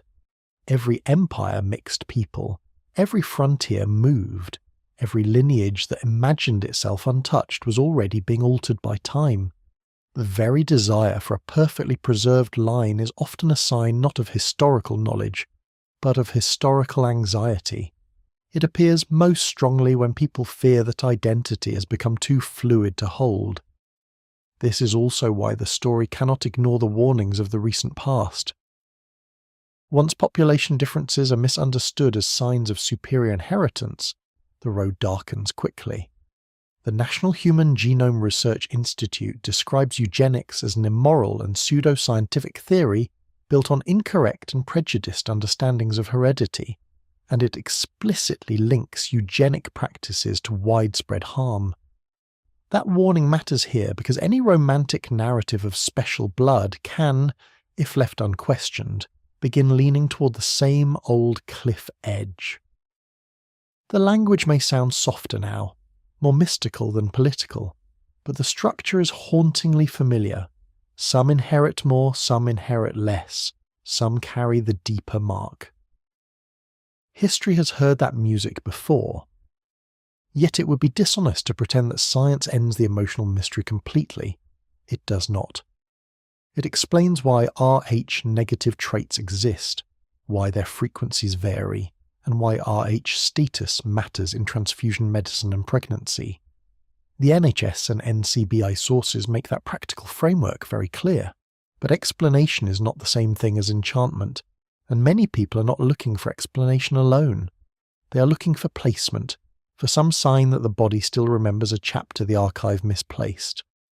This is why even the most careful genetic map can fail to silence the legend. The legend is answering a different wound. So part 11 leaves the listener with a strange kind of double vision. On one side, ancestry explains the trait in human terms: genes, populations, migration, frequency, inheritance. On the other side, the imagination keeps trying to read those same patterns as evidence of hidden significance. The deeper map is real, but it is not the final comfort some hoped for. It does not reveal angels, lost empires, or sacred blood among ordinary people. What it reveals is perhaps more unsettling in its own quiet way, that the body is indeed an archive, but an archive of movement rather than certainty, variation rather than rank, history rather than chosenness. And if that is true, then the next veil may not lie in the bloodline itself, but in the human need to feel set apart by it. Why do some people, even after the biology is explained, still feel compelled to turn inherited difference into identity? What ache is being answered when rarity begins to sound like destiny? There are people who live for years with the quiet sense that they were misplaced at birth. not abandoned, not always unloved, not even visibly different in any way that others could name with confidence, and yet accompanied by a faint interior distance that refuses to leave. In childhood it may appear as a private estrangement, a difficulty settling inside the inherited language of family. In adolescence it may harden into the feeling that one's reflection resembles a lineage, but not quite a home. By adulthood it may become something harder to confess. The suspicion that the official story of origin, whether personal or collective, contains an omission too subtle to prove and too persistent to ignore. This is the emotional chamber in which blood myths become most persuasive. Not in the laboratory, not in the throne room, not even in the old temples where blood once meant covenant and sacrifice. Their deepest hold often appears inside the modern self, especially when that self no longer feels securely placed inside community, tradition, or memory. A rare inherited trait can then begin to feel like a rescue. It offers a reason for the distance. It promises that estrangement is not failure, but inheritance. The difference was not imagined, it was carried. The loneliness belonged to a line older than conscious memory. Psychological research on conspiracy belief offers a useful, if unsettling, parallel here. Reviews of the literature have found that conspiracy beliefs are often connected to attempts to make sense of uncertainty, threat, and powerlessness, even though such beliefs do not reliably satisfy those needs in the long run. In other words, the attraction is understandable, but the relief may be unstable. The story answers a wound, but rarely heals it. This matters because modern myths around hidden bloodlines, including the mythology that sometimes gathers around our negative blood, often perform exactly that kind of emotional work. They transform uncertainty into narrative and dislocation into ancestry. There is no need to mock this impulse. The modern world has made belonging more fragile than many societies before it. Families scatter across continents. Religious frameworks weaken. Local memory breaks. Surnames survive while the stories attached to them dissolve. In such a landscape, the body begins to look like the last stable archive. A person who no longer trusts institutions to tell the whole truth about history may turn inward and ask whether the body itself remembers what culture forgot. Blood becomes attractive precisely because it seems to bypass permission. No gatekeeper is needed, no church, no university, no state archive, no ancestral homeland. The secret, if there is one, is already inside, and that secret becomes all the more persuasive when it carries the posture of science.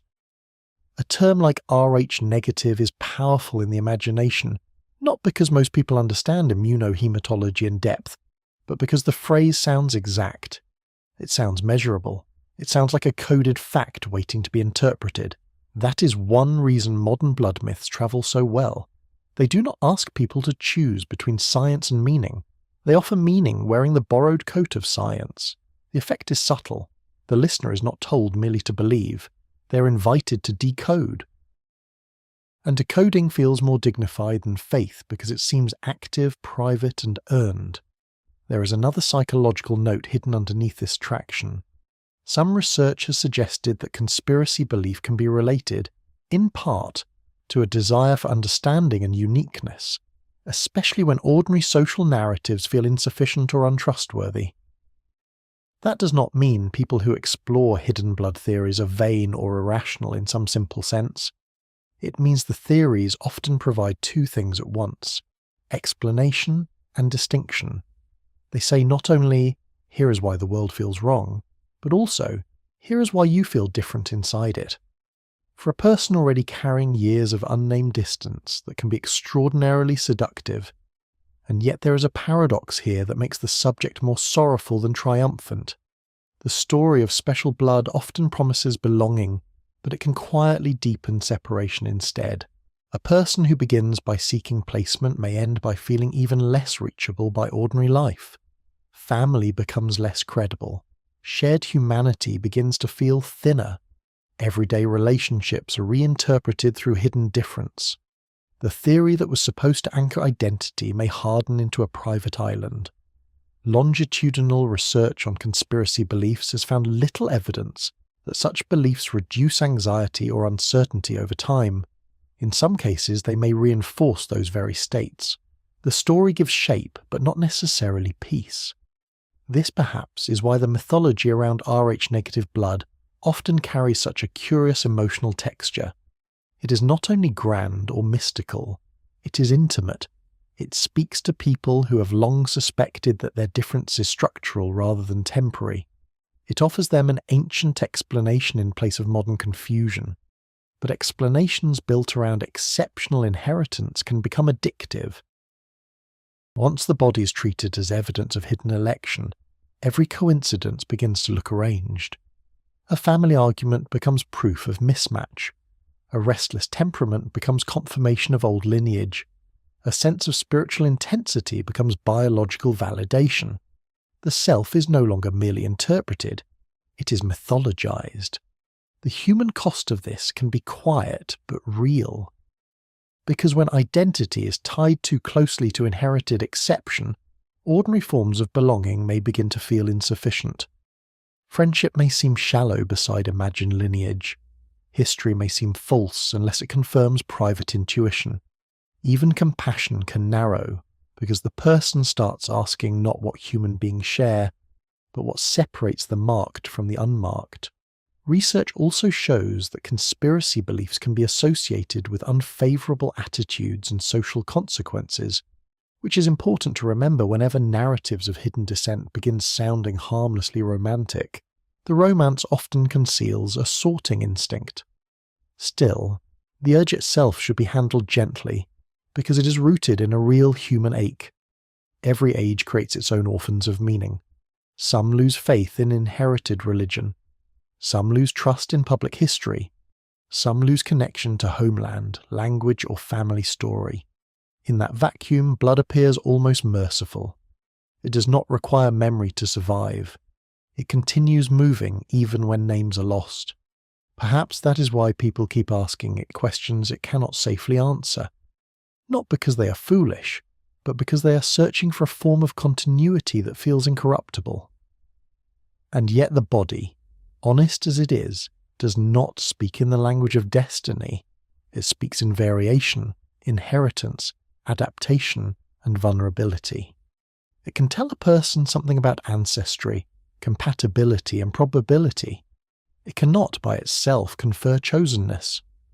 The longing for chosenness comes from elsewhere, from rupture, from loneliness. From the desire to believe that being different must mean being placed within a larger order. Blood becomes the screen upon which that desire is projected, because it feels both intimate and ancient, both scientific and symbolic. It is close enough to truth to borrow its authority, and mysterious enough to host almost any hope. So the 12th veil parts only slightly. The mystery of Rh-negative mythology may not rest mainly in the blood at all, but in the psyche that approaches it, while hungry for location, uniqueness, and hidden continuity. The trait becomes a mirror, and the mirror reflects not only inheritance, but longing. It reflects the fear of being ordinary in a world that often feels severed from its own beginnings. It reflects the wish that estrangement might be proof of depth, rather than merely pain. And if modern people continue turning rare blood into a badge of secret identity, then the next question grows darker and more contemporary. Who taught the age of algorithms, forums, viral videos, and digital folklore to amplify these old hungers so effectively? How did an inherited medical detail become, in the online world, a spiritual emblem repeated often enough to feel like revelation? The old myths did not die when the modern world arrived. They learned to travel faster. What once moved through monasteries, family rumour, occult bookshops, and the hushed certainty of isolated believers now moves at the speed of the screen. A suspicion that might once have remained inside a village, a sect, or a private notebook can now be repeated across continents before sunrise. And in that new architecture of repetition, Rh-negative blood found something history had never offered it before, an endless echo chamber, not proof, not resolution. something more powerful in its own way: visibility. There is a particular transformation that happens when an idea enters the digital world. It is no longer required to survive by rigor alone, or even by coherence. It survives by pattern, emotional charge, and repeatability. A claim about hidden bloodlines, sacred ancestry, suppressed truth, or ancient divergence does not need to be carefully argued if it can be made to feel like recognition. It only needs to strike the right nerve in enough people who are already waiting to hear that their estrangement had a name. Once that happens, the theory begins replicating itself not because it is verified, but because it is emotionally efficient. It explains too much too quickly. It turns isolation into identity in a single step. And that may be why Rh-negative mythology entered the online age so naturally. It already possessed the essential ingredients of digital survival.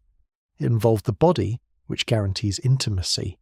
It involved rarity, which guarantees intrigue. It involved science-adjacent language, which guarantees a borrowed legitimacy.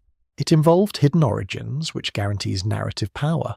And it involved institutions, medicine, academia, religion, the state, which could be cast as either guardians of truth or suppressors of it, depending on the needs of the storyteller. Very few myths are so perfectly structured for algorithmic immortality. They invite searching, self-testing, personal storytelling, and the irresistible thought that something secret can be discovered without anyone's permission.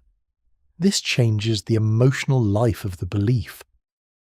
In earlier centuries, a person drawn toward unusual ancestry might have remained largely alone with that intuition. They might have found only scattered references, a symbolic parallel in myth, a strange sentence in a theological text, or a local elder with an inherited story that could not be verified.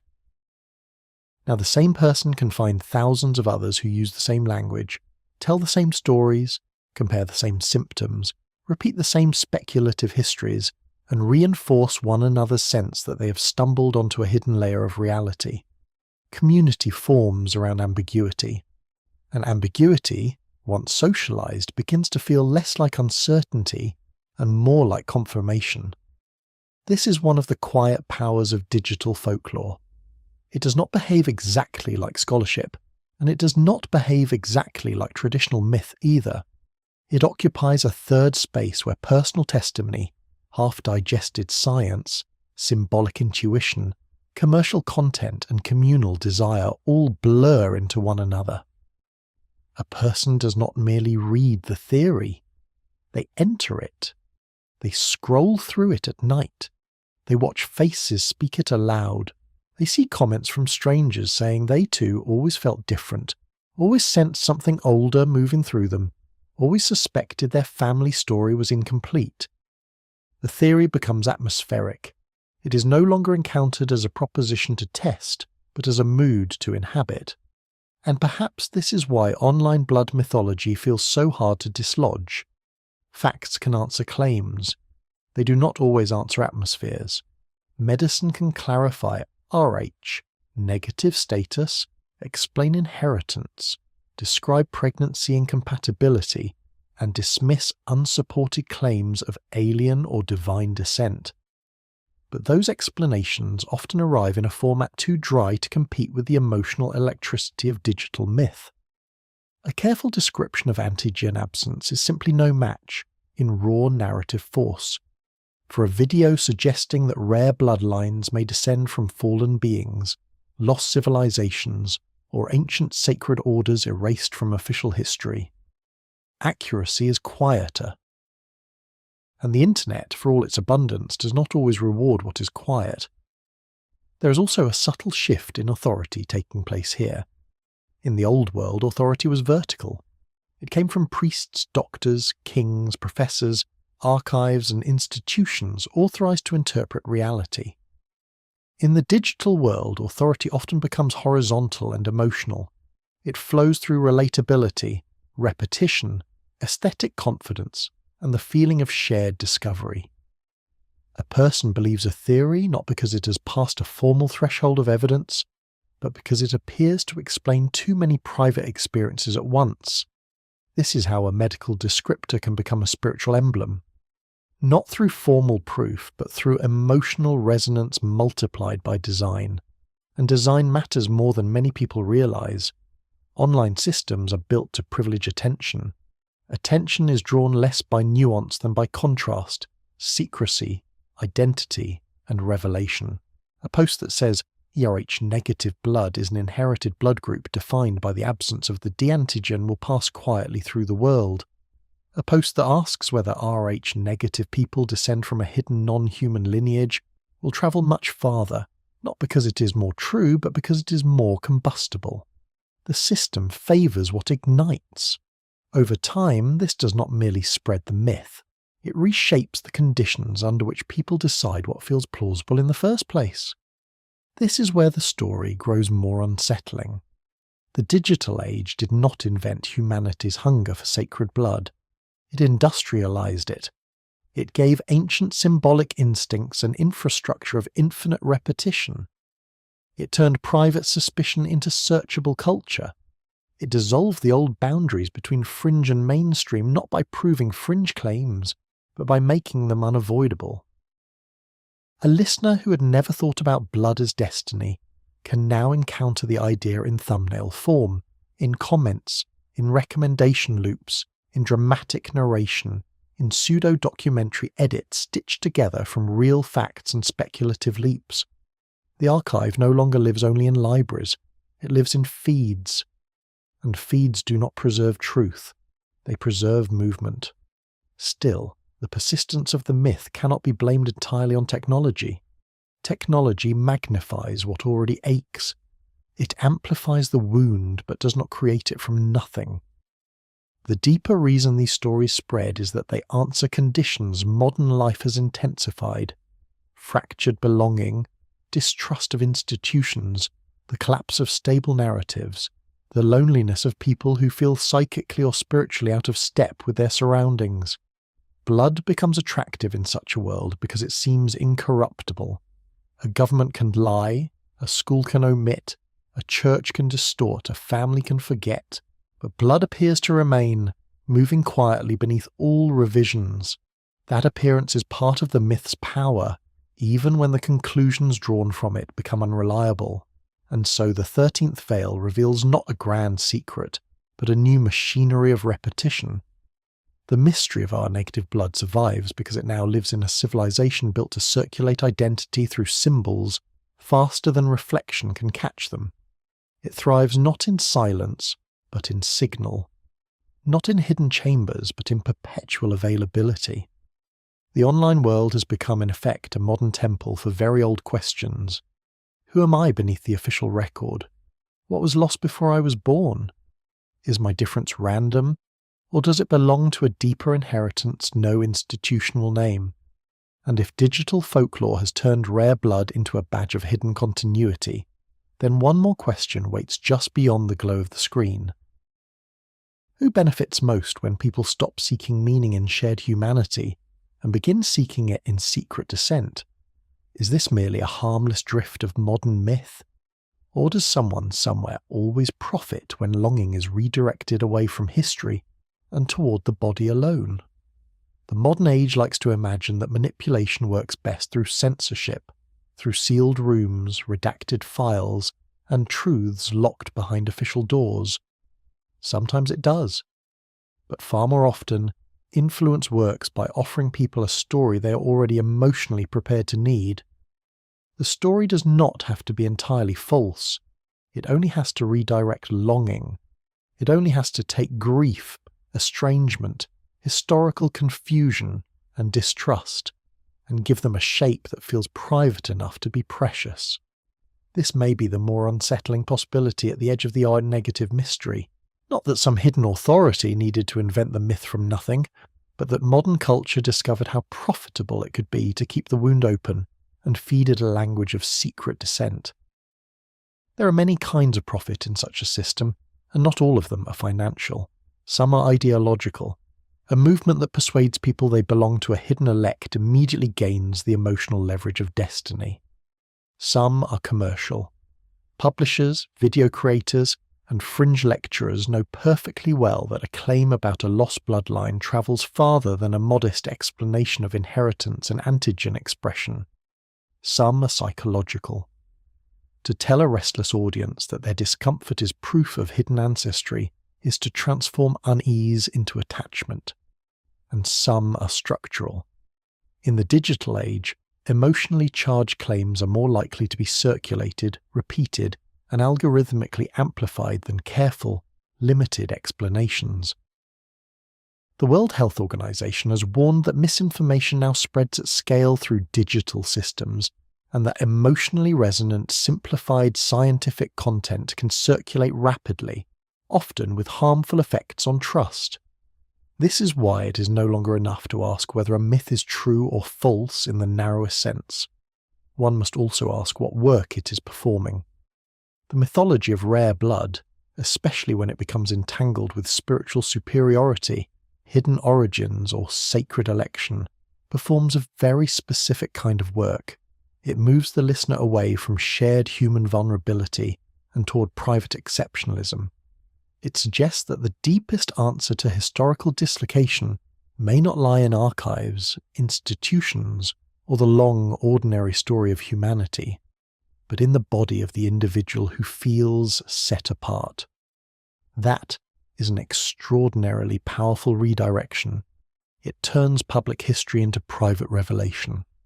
And perhaps this is why the myth is so hard to extinguish. It does not merely flatter, it isolates in a way that feels meaningful. A person no longer has to wrestle with the full ambiguity of history, with migration, forgetting, family silence, broken traditions, and the ordinary ache of modern alienation. Instead, all of that complexity is pulled inward and condensed into a more intimate answer. The difference was in the blood. The hidden chapter was never only in the world, it was in the self. Once a theory offers that kind of compression, it becomes difficult to surrender, even if the evidence is thin.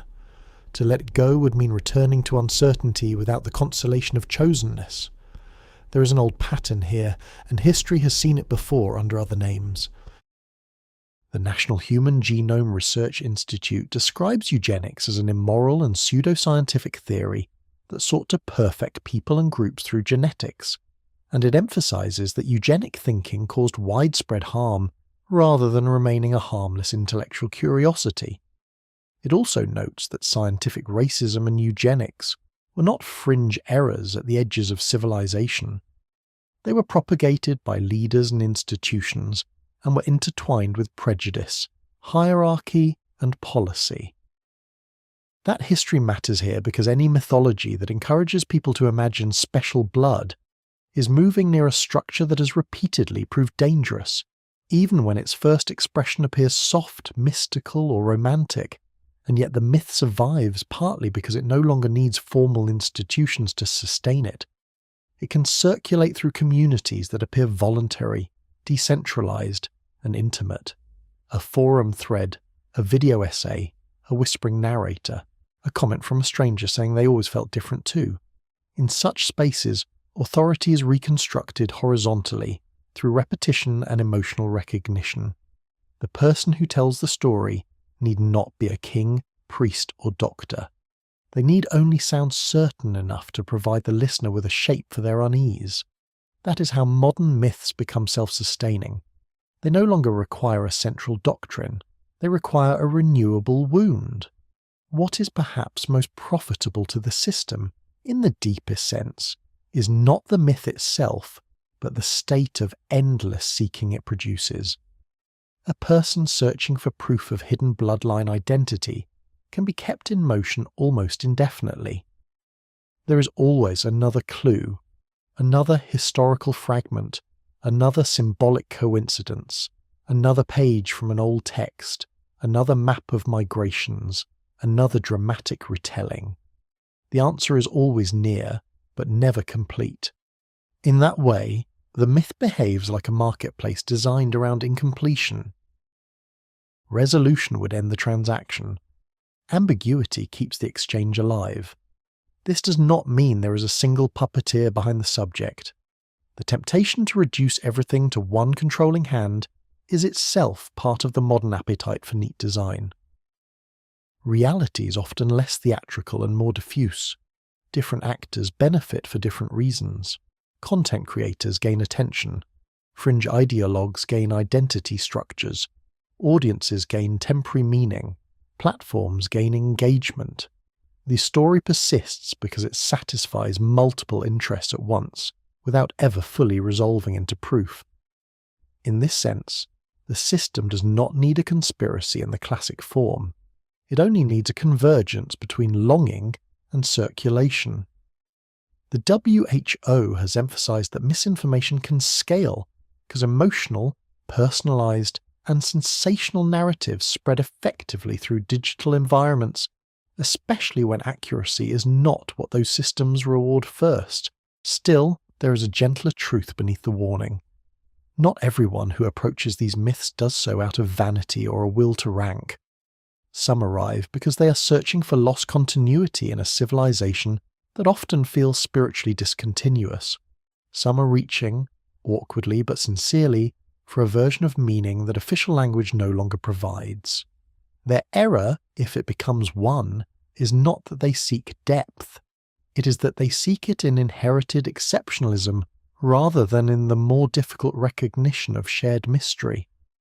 The body then becomes a substitute scripture, and scripture once privatized in that way can say almost anything the lonely heart needs it to say. So the 14th veil falls with a sound softer than expected, not the clang of revelation, but the hush of recognition. The question may never have been simply whether Rh-negative blood hides a divine lineage. The more troubling question is why so many systems, old and new, find it useful when people believe that meaning lives most truly in secret descent. Because once longing is directed there, it can be detached from solidarity, from history, from common humanity, and from the difficult work of facing uncertainty without decoration. And if all these stories are fed on the fear of being ordinary, then the last chamber of the mystery may be the most intimate of all. What if the true danger was never in the blood, but in the human refusal to accept that shared fragility might be deeper than hidden election? What remains when the dream of sacred inheritance is allowed to dim, and only the silent fact of being human is left in the dark? In the end, the oldest mysteries do not always collapse under scrutiny. Sometimes they become smaller, quieter, and more intimate. They stop pretending to be gates to forbidden empires or keys to celestial ancestry, and instead reveal themselves as mirrors held up to the human condition. The question of Rh-negative blood may have begun, for many, as a question about hidden lineage, sacred inheritance, or a lost chapter buried beneath the official record. But after the long passage through medicine, myth, religion, power, hierarchy, psychology, and modern folklore, another possibility begins to take shape in the dark. Perhaps the most unsettling secret was never that some people carry divine blood among the living. Perhaps it was that humanity has always needed to believe that difference must mean more than difference. There is something almost unbearably tender in that need. The species that builds cathedrals, writes genealogies, invents kingdoms, and peers into its own cells for origin stories has never been satisfied with survival alone. It wants placement. It wants to know not merely how it came to be, but whether its existence belongs to an order deeper than accident. When that order is no longer easily found in shared ritual, shared memory, or shared trust, the search narrows. It moves inward. It begins asking the body to continue the work that temples, empires, and archives can no longer complete. Blood then becomes more than tissue. It becomes the last place where some hope the lost script may still be written. That hope is ancient. It has changed its language many times, but never its structure. Once it spoke through divine kingship, through sacred ancestry, through priestly lines and noble descent. Later it spoke through race, through pseudo-science, through national destiny and inherited superiority. Now, in quieter corners, it sometimes speaks through personal exceptionalism, through hidden identity, through the dream that an invisible trait might explain why one has always felt slightly displaced beneath the ordinary sky. The names change. The ache remains. Humanity keeps circling the same fire, asking whether the body contains a secret ranking of souls. And yet the deeper one moves into the subject, the more fragile that dream begins to look. Blood does carry inheritance, but inheritance is not the same as election. The body preserves history, yes, but not necessarily the history the imagination prefers. It preserves migrations, variations, survivals, wounds, minglings, separations, accidents of ancestry, and the slow, anonymous labour of generations who lived and vanished without ever knowing what symbols later ages would place upon their remains. There is grandeur in that, though not the kind most myths promise. It is the grandeur of continuity without spectacle, the grandeur of being part of a species whose true archive is not purity, but endurance. Perhaps that is why the mythology of special blood remains so seductive. It offers a cleaner answer than history ever does. It gives the listener an emblem instead of a labyrinth. It whispers that the strangeness they feel is not part of the general human fracture, but proof of a more refined belonging. It removes them from the crowd just enough to make the loneliness feel noble, but loneliness made noble is still loneliness. A wound named sacred may glow more beautifully in the night, yet it does not always heal. Sometimes it simply teaches itself better language. There is an old temptation hidden there, one that reaches farther than this subject alone. It is the temptation to believe that meaning must be inherited rather than made, that destiny is carried rather than chosen, that some secret in the blood can spare a person the harder task of living without absolute certainty. This temptation is understandable. Shared fragility is not an easy altar to kneel before. It offers no flattering hierarchy, no hidden crown, no ancestral exemption from confusion. It says only that to be human is already to belong to a mystery large enough to wound and sustain at once. For many that is not enough. They want a narrower mystery, one addressed personally to them. But perhaps the quieter wisdom lies elsewhere. Perhaps what makes blood so haunting is not that it proves one line more sacred than another, but that it flows through every story humanity has ever told about itself, through kings and labourers, through saints and tyrants, through mothers and children, through conquerors and the conquered, through those who preserved memory and those who lost it. Blood carries no final theology of rank. It carries vulnerability. It reminds the living that inheritance is never fully controlled, that bodies are both archive and accident, and that every line once imagined pure was already moving toward mixture, change, and disappearance.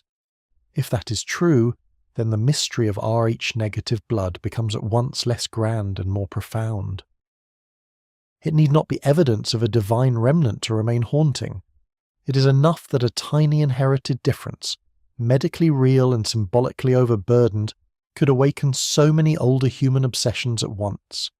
It is enough that one absent marker in the blood could draw out questions about sacred descent, hidden power, false history, and the ache of estrangement. It is enough that the listener, after wandering through all these chambers, arrives not at certainty but at a thinner, more careful light, a light in which the body is still wondrous, but no longer asked to justify fantasies of rank. And still the old shadows do not vanish completely.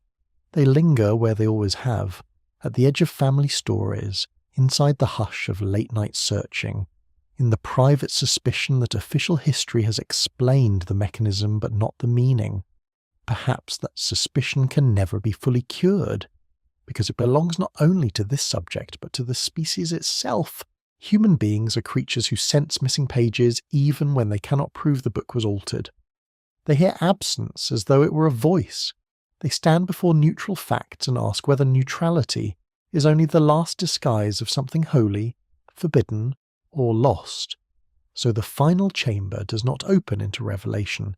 It opens into stillness.